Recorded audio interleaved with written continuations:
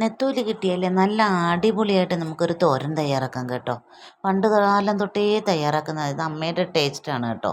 അതിലാദ്യം വേണ്ടത് ഒരു മിക്സിയുടെ ജാറിലേക്ക് കുറച്ച് തേങ്ങയിട്ട് മുളക് പൊടിയും മല്ലിപ്പൊടിയും മഞ്ഞൾപ്പൊടിയും ചേർത്ത് കുറച്ച് ചെറിയ ഉള്ളിയും കറിവേപ്പിലയും കൂടെ ചേർത്ത് ഒന്ന് ചതച്ച് മാറ്റി വയ്ക്കുക.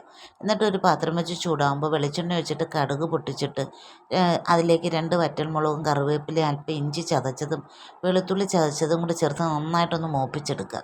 അത് മൂത്ത് കഴിയുമ്പോഴത്തേക്ക് ഒരു പിടി ചെറിയ ഉള്ളി ചതച്ചെടുത്ത് അതിലേക്ക് ചേർക്കുക. അല്പം ഉപ്പും കൂടെ ചേർക്കുക. ഉപ്പും കൂടെ ചേർത്ത് നന്നായിട്ടൊന്ന് വഴറ്റിയെടുക്കുക. അത് നന്നായിട്ട് മൂത്ത് ഇങ്ങനെ വഴന്ന് വന്നതിന് ശേഷം നമ്മൾ കഴുകി വൃത്തിയാക്കി മുള്ള് മാറ്റി വെച്ച നെത്തോലിയുടെ മുള്ള് ഇളക്കി തന്നെ എടുക്കണം.